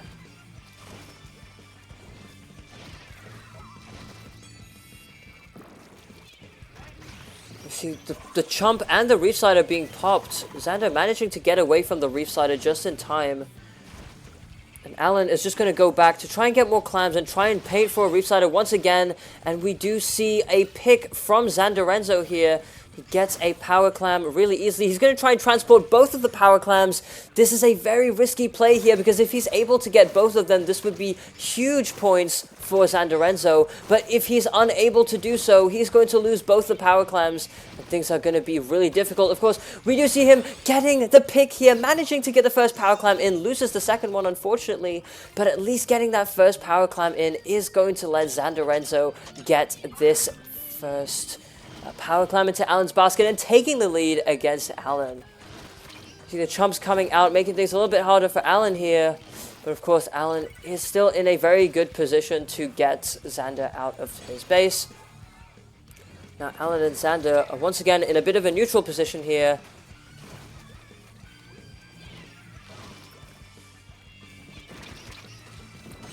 And Xander manages to get the next pick with the Splat Bomb. There it is, and doesn't have a power climb just yet. Now manages to get it, but this is probably not going to be enough time to go for the push. He's probably going to want to go in anyway, because Alan doesn't have Reef Slider charged up just yet. And we can see the super chumps coming out here. See who's going to be able to get this. Alan with the Reef Slider managing to take the pick onto Xanderenzo. Now he's going to be able to get clams, and he's possibly going to be able to take this lead against Xanderenzo here. Actually, he's definitely going to be able to take the lead. Let's see if Xanderenzo is going to be able to get him out of the base quickly enough. or if Sandorenzo is going to be able to get this pick here. This could be the lead for him this time, as Alan has a lead of only 1 point. So next power climb from Xander will get the lead. And of course, we do see Xander and Alan both have their specials charged up here. See the super chumps coming out from Xander's side. More bombs, more chumps. Trying to get more control. Stuck in that slightest bit of ink here. Unfortunately, Alan doesn't quite catch on to that. Could have been a very easy pick for Alan here. But thankfully, Xander was able to get out almost unscathed. Let's see who's going to be able to get this next pick of the game here. Both players have a power clam. Xander has it in hand, whereas Alan's power clam is still just at the basket here. We see the super chumps coming out once again from Xander's side. That quick ink tank refill along with the splat bomb. Just trying to keep this area under control. But Alan is holding this position incredibly well and going in for the attack here. Probably going to pop a Reef Slider here as Yellow tries to get this pick. Runs out of ink, gets killed by the Reef Slider. That is going to be game 3 going over to Alan. Most likely, yes. That is the final power clam. And Alan takes this game 3, bringing the score over to 2 wins on Sandorenzo's side versus 1 on Alan's. Let's see who's going to be able to take the next set. Let's see if Alan is going to be able to make this comeback here. Very, very possible for sure. And let's see who is going to finally be able to get the victory. Right, everyone, it's time for Game 4 of the Amyverse Spring Splash Finals. We have Sandorenzo versus Cat Allen. Xander's currently at 2 wins and Alan is on 1. We see the same weapons from last game, Dynamo Roller versus Dreadringer on Humpback Splat Zones. And Humpback Zones is definitely a good map mode for Dreadringer here, but it's also pretty decent for Dynamo being able to stay underneath ledges and get picks easily. Let's see who's going to take the first pick of the game here. Xander missing that first shot on Alan, which would have been really good. And we see the Reef Slider coming out from Alan and taking the pick onto Xander here. Very good Reef Slider to start off the game. Let's see what Xander's going to be able to do against this. I see the chumps coming out here. Well, the chumps being charged. And there it is, the splat bomb into super chump play, forcing Alan to move out of that position or break the chumps. If he tries breaking the chumps, that's going to be more time for Xander to move in. But Alan, with the Reef Slider, manages to go in and splat Xander super easily there. And with 14 ticks left on the clock, it doesn't look like there's anything Xander can do. So Alan is going to be winning this next game and bringing us to a Game 5 here in the finals. This is huge. Next win of the set is going to be the final win, and the winner is going to be crowned the champion of the tournament. Let's see who's going to be able to get it. Once again, super close set here. 2-2 on both sides of on both players' sides here. But let's see who's going to take this final game home. Alright, ladies and gentlemen, it is the final game of the Spring Splash. Both players are currently tied 2 wins apiece on this final game of the final set. Sandorenzo has swapped to the .52 Gal versus Alan's Dreadringer. So both very degenerate weapons here in this final game. Splatak is playing, very fitting for the finals here. We see Xander going in aggressive, trying to get this first pick on Alan, as Alan sloshes over the top, trying to keep the zone under control here. Alan's still keeping control of the zone, but unfortunately gets taken out by Sandorenzo from below here. And Xander is going to take this zone. First pick of the game here from Xander. Let's see how long he can keep this lock going, because Alan does have quite a lot he can do against these base camping strategies here. We see 2 hits on Alan. Alan's very weak here. The slider missed. The misuse of the slider here. Unfortunately, that is going to cost Alan this pick. And Xander is now in the driver's seat, being able to stand on Alan's plat here and trying to keep this lock going for as long as possible. Just staying on the lift with the wall. Very good strategy here with the 52. Let's see if Alan can take back the zone in time. Xander goes in with that 52 gal. We see the Reef Slider coming in. Xander manages to avoid it. And Alan contests the zone, manages to get the cap on the zone, and manages to also get the pick on Xanderenzo here. This is a pretty good pick for Alan because that has effectively stopped Xander from getting a very quick game win here. Let's see what Xander can do in response. And Alan's weapon is also pretty good at creating locks here because he can just kind of slosh over the ledge, and with that suction bomb being able to hold space, Alan's going to be in a pretty decent spot here. So we do see him sloshing over the ledge, trying to get picks, but Yellow is able to get this splat onto Alan, allowing him to take the zone once again in this final game. See Xander going up again, bringing in the wall, trying to keep the lock going, trying to paint a little bit over on Alan's side of the field here. Just staying onto the edge. Alan can't really contest that spot without getting up close. So Xander's just going to wait here for Alan to make one wrong move and drop. And Alan manages to counteract this with a Reef Slider here, taking the zone once again. Once again, Alan is now in the advantage state, being able to create this lock here. Let's see what Yellow can do against it. Do the suction bombs from Alan. The whale here is going to displace Alan's position and force him to move in a certain way so that Yellow is going to be able to get this pick here. But let's see who ends up taking it as Alan goes over the ledge here and manages to splat Xander with the Reef Slider here. Just a couple ticks remaining. This is Xander's final shot to take this win. Is he going to be able to do it, or is this last game going to go to Cat Alan? Let's take a look. Alan taking the lead here. 15 ticks left on the clock. Xander's going to need to go in really aggressive. Manages to get the pick. Let's see if he can contest the zone in time. He manages to do so. Gets this cap on the zone here. Huge penalty on Alan's side, but a very, very good push nonetheless. You see Xander locking onto Alan with those whales here, putting more walls and trying to get this next pick on Alan. Gets one hit, two hits there. Managing to get the pick on Alan once again and keeping this lock going on Alan's side of the field. Let's take a look and see if Alan can push it. Alan manages to throw a well-timed suction bomb onto the wall here. And with the lack of a pick here, Alan is going to be able to take the zone uncontested by Xanderenzo. With a minute 12 left on the clock, this could really be anyone's game. It is extremely close here. Xander going in. Alan pops the Reef Slider and manages to get the pick onto Xander once more. Alan's in a very good position here, but without the Reef Slider to stop this next push, Xander might have a chance to make it back into the zone here. 30 ticks remaining on Alan's side to take this knockout. And Xander going in, trying to get this pick really, really aggressive here. Both players are low. And Alan managing to get the final pick of the game. Ladies and gentlemen, your Amyverse Spring Splash 2026 champion, Cat Alan. What a well-played game from both players. An extremely well-fought run, going all the way to the finals. A close Game 5 here, being won by Alan with the Dreadringer. Xanderenzo fought incredibly well, but Alan's Dreadringer can just not be contested. That is going to be the end of the tournament, everyone. Thank you all so much for playing. Thank you to the players and spectators for coming to watch and play in this tournament. It has been wonderful to spectate and commentate on all of these games. Everyone played so beautifully, and I am very honored to have been able to watch and commentate on all of these games. Thank you all once again for being here. Congratulations once more to Cat Alan for taking the victory, and hopefully we'll have another tournament like this next season.